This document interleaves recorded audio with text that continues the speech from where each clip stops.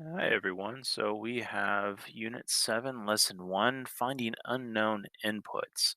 So as you can see for the first example, you have a parabola given to us because we're talking about something very serious, launching a potato vertically into the air. Okay, so now, of course, as the title suggests, what goes up must come down, and that in the nature is a parabola, or at least it creates a parabola. The trajectory line creates a parabola. Okay, and parabolas are best represented by quadratic functions. And as you can see, we have a t squared. T, I'm assuming, is time because without time, there is nothing going on. So time is very important. So again, that's t squared, and that means it's quadratic because your parent function, if you remember your parent function, is just x squared. But obviously you can see that you have a negative 16t squared because of gravity pulling down on the object, and that's why you have a parabola that's upside down. Almost looks like a sad face, right? 16 is just the magnitude of the gravity. You have your velocity of said potato, so 92. We're talking about in context of feet, so 92 feet per second. So this is the context, right? So we got to make sure we're aware of the context here. 92 feet per second's pretty fast. Like, you do not want to stand in front of that catapult. That'll hurt. Um, and a plus 20 of the initial height. So as you can see here, they're shooting on top of a elevated position, either a hill, on top of a building, 20 feet maybe on top of a truck, a very tall truck. I don't know.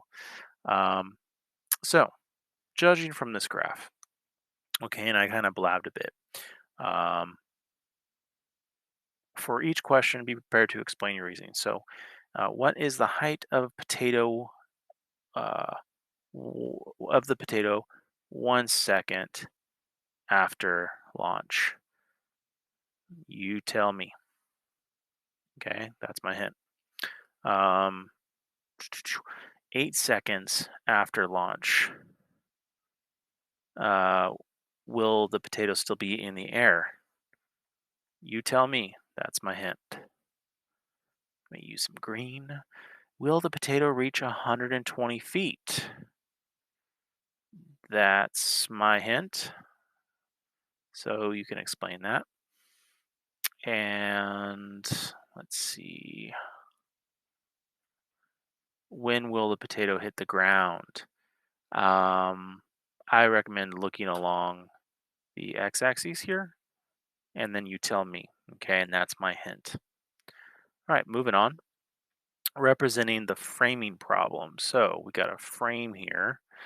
And if we discussed uh, parabolas and quadratics, especially graphing them, we also talked about area and how area is also quadratic, as is gravity. It's interesting that area is also similar in function notation as is gravity. Kind of makes you wonder about the universe and its grand design if it has one. All right, so look, going back to area, we just did a flying potato. Now we're going to deal with area. So these kind of problems are interesting in the sense that you really have to break down this picture. So we're going to look at a diagram that shows a picture with a frame. So we have two things: the picture and the frame itself. Okay, that's going all the way around. The picture is 7 inches by 4 inches. So let's say 4 inches here by 7 inches here. Okay. The frame itself, though, is created from a 10 square inches of framing material in the form of a rectangle. Interesting. So, um, measuring 4 inches by 2.5 inches. Right. So let's think here.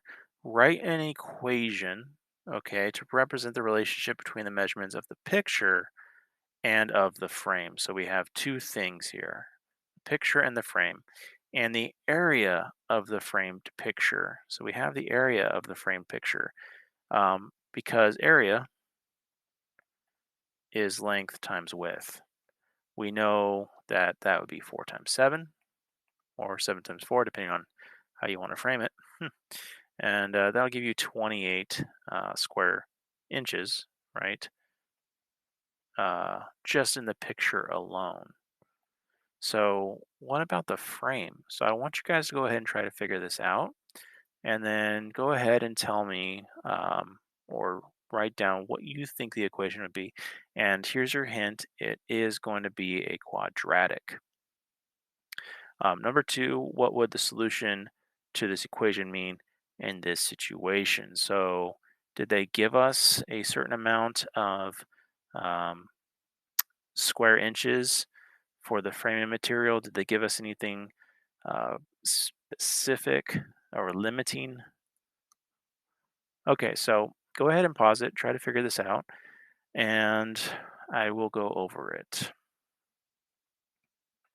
All right, so hopefully you went over it.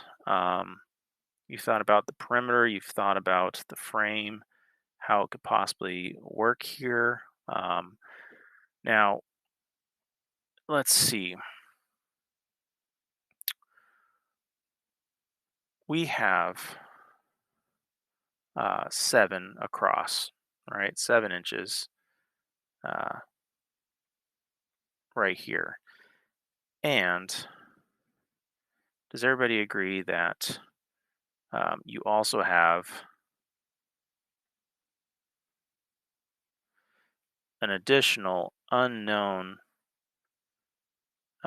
thickness, if you will, of the frame being added on to that?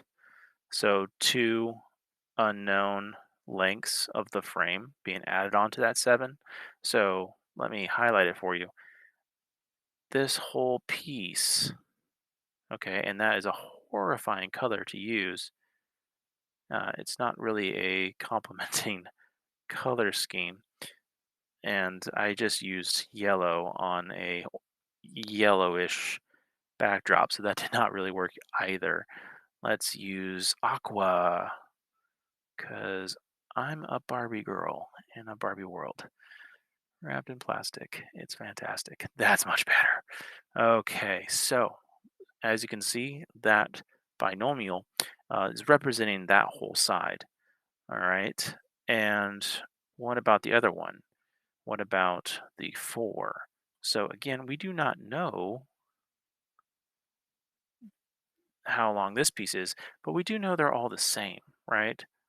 We do know that. So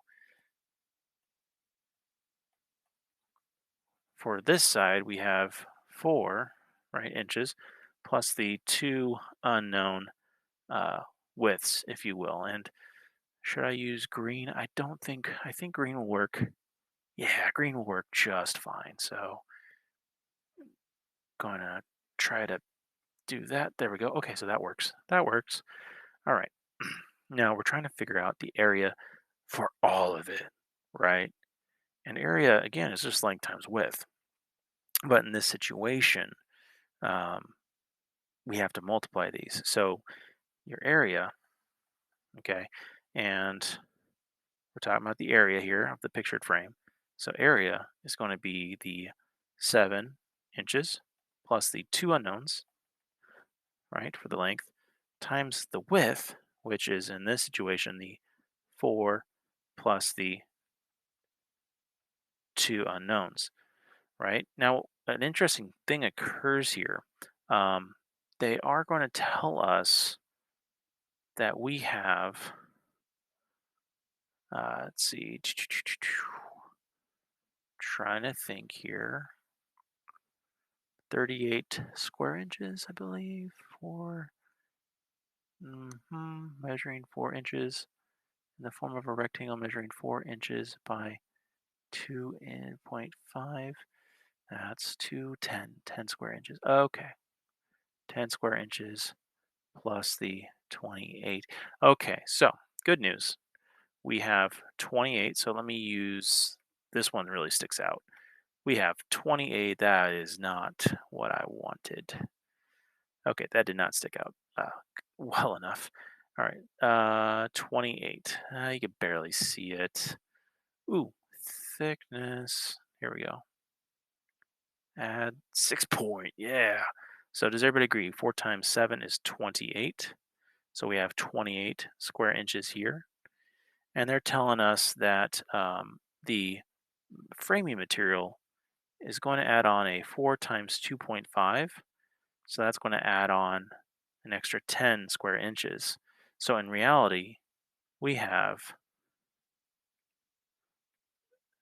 10 square inches plus the picture's square inches. That's 38 square inches total.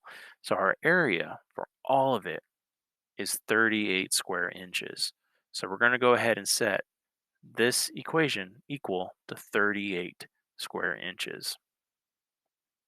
All right, so again, I got the 10 from the 4 times 2.5 inches, and then I added that with the pictures area as well. So we have 7 plus 2x, and this is still the answer for number 1.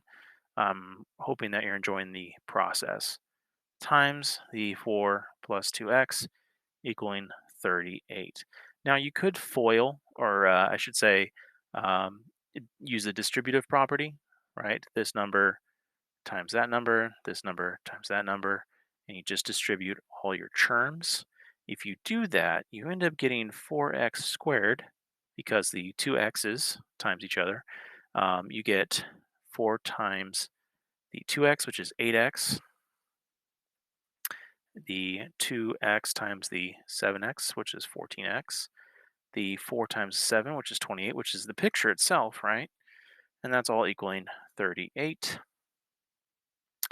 And in reality, what we're doing is we're going to be solving for the x, which we don't know, right? That's why we used x in the first place. Combine like terms, you get the 22x because I added the 8x and the 14x. 28 equals 38. And that would actually show the relationship between the measurement of the picture and the measurement of the frame. So this is with the picture and the frame. This is just the picture alone, and the fact that we don't know how thick the frame is. Okay, so that would represent that situation. Now, a solution, if we were to solve for this x, all right, we didn't know how thick these were. We did not know, right? So if we actually solved this piece right here, we'd have gotten x equals some number, and then we would have known how thick your frame around the picture was. Okay, so I just answered that verbally. All right, so I'm not going to write it out in sentence structure, but that's the idea. Okay, so go ahead, go to the next lesson, and have a beautiful day.